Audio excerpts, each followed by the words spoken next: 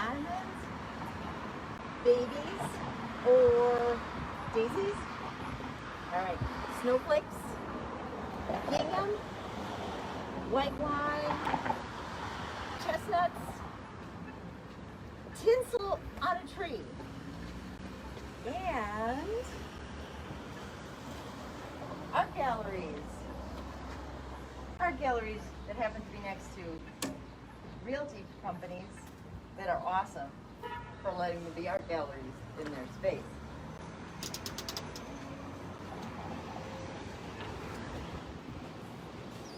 Welcome to Living Figuratively, the show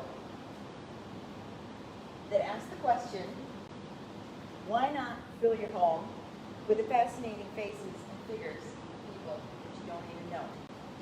Why not fill your home with figurative art? With your host, this girl, Judy Stavec. Today, we're going on location to the Group 10 Gallery in Kent, all the way down to Kent, Ohio, for the 7th annual regional juried exhibition, which was juried by me, this girl, and Jen Omaitz, an awesome artist from the Cleveland area. Basically, first of all, before I even tell you about it, let me tell you a little bit about the jurying process. The jurying process for a competitive show like this. Different shows have different variations for how they jury it, but the way that we did it was people from the region, and I'm not sure what the mile radius was, but usually it's like 100 miles or something like that for the region, submitted works online with JPEGs, photographs of works, and we juried the show. The preliminary jury was through, seeing page photographs of the show, or of the pieces in the show. Jen and I each separately, because this was already during COVID, we separately ranked everything, whether they were yes, no's, or maybes, giving them 3, 2, or 1. Then we came together and talked about which ones we gave 3s, which one we gave 2s, and added our scores together. So all the ones that got 6s, where we both said yes, those were all in. All the ones that got 5, where one of us said yes, one of us said maybe, those got in. And the ones we had to talk about are the 4s and 3s, essentially, because those were, both of us were maybe, or in some cases, one of us gave it a yes and one of us gave it a no. So in that case, we had to kind of sell each other on why we felt this piece belonged in the show. But I was super pleasantly surprised that Jen and I, even though our art styles are very, very different from each other, she is an abstract artist, a fabulous abstract artist. Many of our choices, we were able to reach across the aisle from figurative art to abstract art, and we agreed on a lot of the pieces. If only our governments also were able to reach across the aisle like that. But that's the kind of thing that happens when wise women work together. But you know all about that because you've watched my Love Athena episodes. So I won't belabor that point, but it is a point I like to make. Let's kick it off. I'm going to start telling you about some of the pieces in the show. We're going to go over some of them, certainly not the whole thing, because we'd be here for hours and hours. I'm going to spotlight some of the prize winners, and I'm going to talk about some of the figurative works in the show, because this is living figuratively after all. We'll start with this piece by Jim Smolko. It's actually a portrait of Tom Leonard, who is, this is the one that was shown on the poster as well, because Tom Leonard actually is an artist from the area who was a teacher, an inspirer, and for decades and generations, and he very recently passed away. So he's a major art figure in Kent. So they figured it would be a good thing for the poster for the show. And we love the work independently of knowing any of that. One of the things that I loved about the work was that he's able to manage a giant portrait like this so beautifully. It's very stylized. This is Jim Smolko's style. It's a signature style, and but it's amazing how he's able to make the face come all the way out. which is tricky because the bigger the face is this way, the harder it is to make it come out all the way this way. And it's got this sort of gentle wildness to it with all the different colors and the squiggles, with this very unassuming, sincere, older gentleman's face. And I thought that was a lovely, lovely dichotomy. So, portrait of Tom Leonard Merchant Smolko was in the show. Now I'm going to take you down. We're going to go opposite of the way the arrows go because we're the only ones in the gallery, which is also why I'm not wearing a mask, because my son, like I said, is in my bubble, and he's the one that's filming it. So we're going to take you down. Check out the gallery as we're walking by. Here's a piece by Trish Common that we're not going to focus on too much because I don't want to go to nipple jail. But it's one of the figurative works, one of the beautiful figurative works in the show. We're going to come all the way down here to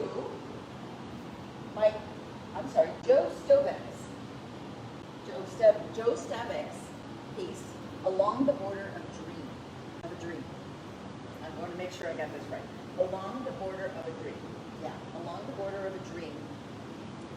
This is a figurative work that I thought was super, super fascinating. It's a clothed one, except for, a little bit of this, so we want to not focus on that, which I completely forgot about. But anyway, I love the crazy circus-like disparity of the different people that are in this portrait. He's got the lady with the flame hair. He's got the person with the banana, maybe, or some kind of plant growing out of his head. He's got the topiary that could be his undersea creature. So there's all kinds of crazy stuff going on here. And with the title being Along the Border of a Dream, that really tells you almost nothing about what you should be thinking about this piece. What that enables you to do is to bring your own narrative to it. So I'm going to bring you my little narrative to this piece. The stacked up chairs over here, I think, are very symbolic because to me they represent something that's about to begin or something that just finished. It's not in progress. It's either that waiting for it anticipation or the aftermath where you're absorbing whatever it is that you've learned or experienced. And so it kind of has metaphors for life. We've also got, the earth, wind, the fire. We've got the red is the fire, the lady's flame here is the fire. There's the earth, here's the water, there's the air. So it brings up a lot of universal kind of concepts. And the beauty of having a piece like this, for living figuratively purposes in your home, is that it's an eternal conversation piece because your friends that come over will bring their own narrative to it, and it's a fun way to start a discussion and see what kind of psychological things people might be experiencing at the time that they might want to talk about. All right, we'll come on over here and that one, this one right here is Tom Jackson's second place piece, which is a beautiful city scene. It's not strictly speaking a piece of figurative art, but there are figures in there. And some of the gorgeous detail that he's done in here, where he's got this calligraphic, which is a word I'm going to use a couple times, the way that the telephone wires and the electrical wires and the streetcar wires all kind of converge. Like you've seen things like this in places where you've been to, and he's captured that. He's made these gorgeous reflections in the glass, and it's a stunning, beautifully done piece. We accepted another piece by Tom Jackson as well, which is this one right here, and I'm going to focus a little bit over here on this one, which is another one by Joe Stavec. I'm sorry, Joe, I am pronouncing this totally wrong, I'm sure. This is the one that we gave the honorable mention to because I felt like this one also hit the right notes with bring your own narrative to this one, but overall it was a better executed piece. I felt like it's a little less ambitious than the other one that we saw, but it's better executed because he accomplished what he set out to do in this piece. And this one is called The Guardian, and I love it. So we'll keep on going. This time we're going to focus in on the dress that this girl fell in love with when she was walking by the window and winked at. This is a sculpture by Jennifer Halpoe, and it is called Children of the Dirt, which when she submitted the photos, when you have a sculpture as your thing that you're submitting to a show, you're allowed to submit 2 photos instead of just 1. If you're doing a painting or a 2D thing, you're just allowed to submit 1. But she submitted 2 photos. One of them was of this beautiful assemblage sculpture. The other one was of this piece of verbiage that goes along with it, which it's actually part of the whole thing, because she's got this beautiful piping that she's built, and this sign is on it. So it really is part of the sculpture. It's not just, oh, I am explaining it. It's part of the thing. And I'll tell you what Children of the Dirt actually is, which was kind of interesting to me, as a student of Greek mythology from my goddess projects and everything. The Children of the Dirt, that in Greek mythology, supposedly back before humans were even created, there was a thing where there were children of the moon, and the children of the moon, and children of the sun, and children of the earth. So the children of the moon they all had 4 arms and 4 legs and 2 heads. So it's essentially 2 people stuck together. The children of the moon had a male half and a female half. Children of the sun had both halves were male. Children of the earth, both halves were female. So these sort of joined people were very happy. They were, having fun. And of course, the gods got jealous because, as you know from many of my goddess project stories, there are jealous gods out there. So the gods got jealous, and Zeus smited them by splitting them in half. And so basically what happens is that these split in half couples wander the earth eternally looking for their soulmate, their other half. The children of the dirt, on the other hand, started out as one head, 2 arms, 2 legs. And Zeus, looking at them, they were not the happiest people in the world. They were actually just kind of searching for something, but not sure what they were searching for. And apparently, as a substitute for love, they are the ones that invented art and wine. And when Zeus saw that they weren't all that happy, he took pity on them and did not split them in half. So we don't have people with 1 arm and half a head and 1 leg wandering the earth eternally. But apparently these children of the dirt, they are the creative souls that are happy and one within themselves without needing a partner to complete them. So I thought that was a lovely narrative, and this piece is beautiful. There's all kinds of interesting ceramic-like textures on it, even though I believe that this is the original base is like a dress mannequin. And then she's built this amazing structure with things that don't go bad.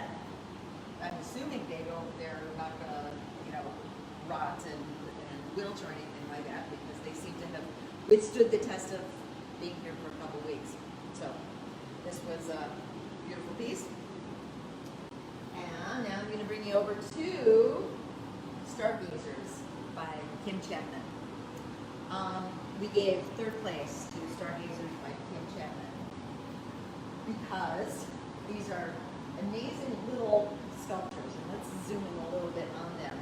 They are these beautiful little ceramic gestural sculptures. Like, to me, these are figural gestures. They look like gesture drawings, but they're really sculptures, and they're barely figurative, though they do have these sort of delightful little fun, creepy, optimistic, charming little gold faces. So there's an optimism to it, even though when you look closely at some of these pieces, if these are people, they're hurting. There's like, you know, they're dressed in rags. They're not doing very well. They're, you know, falling on the ground. They're trying the best they can. But with these little gold faces, there's an optimism to it, like that they're hopeful as well, even though they're in a really bad situation. And when I found out more about the meaning behind this, it makes it even that much more amazing. This is all about the refugee crisis, and the boat here is part of the display. And full disclosure, I had seen Kim's work, this particular piece, as part of a larger tabletop setting at the McDonough Museum in Youngstown, right across the street from the Butler, when Kim had her solo show there in January, right before lockdown.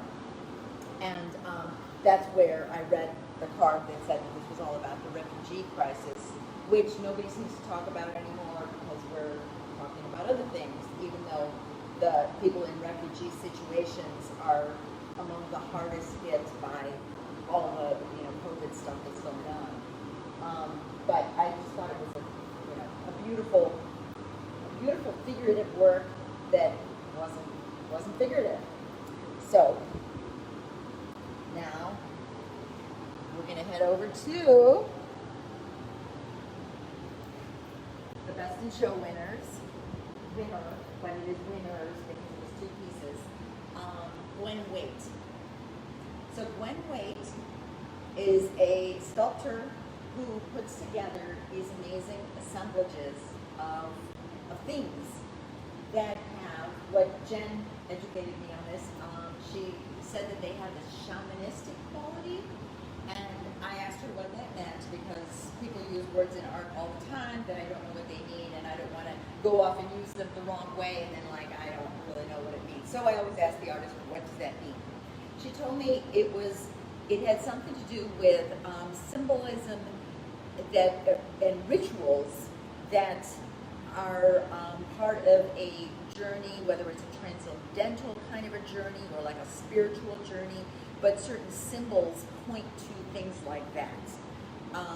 And as soon as she said that, I kind of started seeing that the symbolism, what the different symbols in these pieces possibly can mean. I'll tell you the two titles because I'm a big fan of a good title. The title is kind of the opportunity for the artist to tell you just a little bit of something about the piece that they have done, without explaining a lot. And sometimes the title introduces a question. Sometimes it just points you in a direction that the artist wants you to notice certain things in the piece. So this one right here is called "Don't Call Me Baby," and this one over here is called "Sun Drained." And I do not know exactly what Gwen was saying when she chose those titles or when she assembled these pieces, but I'm going to bring my little narrative to it. One of the things that I noticed was that each of the pieces has a rear view mirror in it. So here's the rear view mirror here. Here's the rear view mirror in "Don't Call Me Baby." And the rear view mirror is kind of a very symbolism-packed thing, where it represents the past, it represents the present, and it also represents the future, because you do have to look in the mirror, the rear view mirror, before moving on with your future, because if you want to change lanes and you don't look in the rear view mirror, you never know what's going to happen. There might be another car there. So that, I thought, was a beautiful common thread between the two of them. She entered them as two separate pieces, not as a diptych, which is one piece that is in two parts. She entered them as two separate pieces, but we felt very strongly that they both needed to be in the show. They should be shown together, and that's what we recommended. And when we came to do the prize judging, which we did in person, I was really glad that they hung them both together, and also that the shadows are just gorgeous. The way the lighting is, the shadows just have this really nice calligraphic. It's almost like there's a drawing on the wall behind these sculptures. And she's got some beautiful calligraphic lines, like organic-y kind of lines. She's got this soccer ball that could be a turtle shell, but it's actually, I think, a sewn together ball. She's got bones on there, and she's got this rigid mechanical objects, and like a bicycle seat behind everything. Over here, the Don't Call Me Baby, she's got some, you know, architectural elements, and possibly that's a baby seat from, you know, days gone by. And, you know, and then these gorgeous, like, hanging chains. So it really, they have a nice gestural quality to them, and because they're so big, they're really very impactful, and they were just, you know, beautiful pieces. So Jen and I, coming from our two completely different art backgrounds and art styles, both of us totally agreed that these ones would be the best in the show. So I'm going to take you back to where we started. We'll skim over a little bit here. We've got some other gorgeous pieces. And I want to thank you for joining me tonight for Living Figuratively.